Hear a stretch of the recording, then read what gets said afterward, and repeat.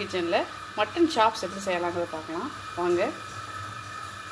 Mutton chops செய்கிறதுக்கு நான் mutton எடுத்திருக்கேன், கொஞ்சம் போனோடு எடுத்திருக்கேன். இதை நான் வந்து சூப் பர்பஸ்க்காக மதியம் நான் வேக வச்சு எடுத்து வச்சுருக்கேன்.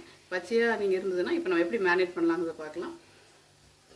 மேரினேட் பண்ணுறதுக்கு ஃபஸ்ட்டு கொஞ்சம் மல்லித்தலை, புதினா போட்டுக்கலாம். கருவேப்பிலை கொஞ்சம் போட்டுக்கிறேன். ஒரு பெரிய வெங்காயம், இஞ்சி பூண்டு நீங்கள் தனித்தனியாக அதை போட்டு பேஸ்ட்டாக வச்சுருக்கேன், அதை திரும்ப நான் இதில் போட்டுக்கிறேன்.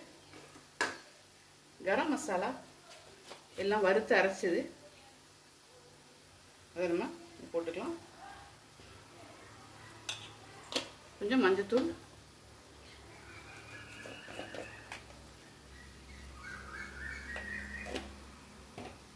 கொஞ்சம் மல்லித்தூள்,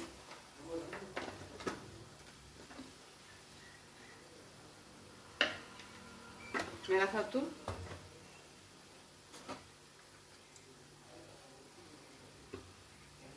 காரத்துக்கு அந்த மாதிரி போட்டுக்கோங்க. நான் ஒரு பச்சை மிளகாவை கட் பண்ணி வச்சுருக்கேன், அதை போட்டுக்கிறேன். கொஞ்சம் தயிர் ஊற்றிக்கலாம்.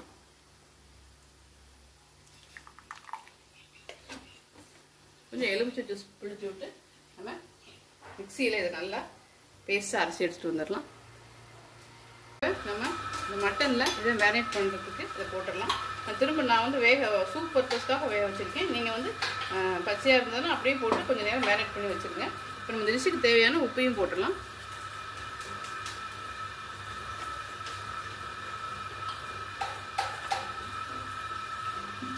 இதை மேரினேட் பண்ணி எடுத்து வச்சுருக்கேன். நீங்கள் கறி பச்சையாக இருந்தால் குக்கரில் போட்டு நல்லா நீங்கள் இந்த மசாலாவோட சேர்த்து வேக வச்சு எடுத்துடலாம்.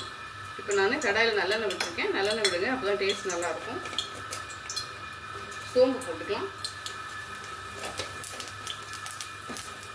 சோம்பு பொரிஞ்சு வர நேரத்தில் கொஞ்சம் சின்ன வெங்காயம், ஒரு காஞ்ச மிளகா, கொஞ்சம் பச்சை மிளகா,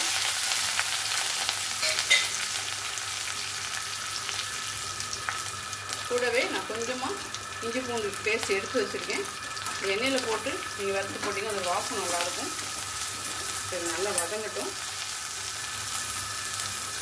வெங்காயம் நல்லா வதங்கிடுச்சு. நம்ம இப்போ மேரினேட் பண்ணி வச்சுருக்கிற இந்த மசாலா கலந்து மட்டும்தான் இதில் சேர்த்துக்கலாம்.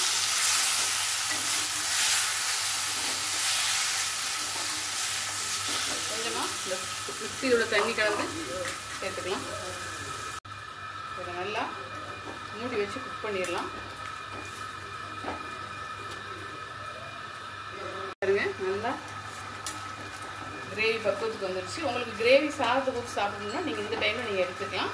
நம்ம வந்து இதுக்கு கொஞ்சம் சுக்கா மாதிரி போட போகிறோம், அதனால் இன்னும் கொஞ்சம் நேரம் அது இருக்கட்டும். ஓப்பன் குக்கிங்கே பண்ணலாம். இப்போ பாருங்கள், நல்லா இந்த மசாலாலாம் மேலே ஒட்டிட்டு சூப்பராக உங்களுக்கு பாருங்கள், சூப்பரான மட்டன் சுக்கா. நல்லா நீங்கள் சண்டேக்கு செஞ்சு சாப்பிடலாம். ட்ரை பண்ணி பாருங்கள்.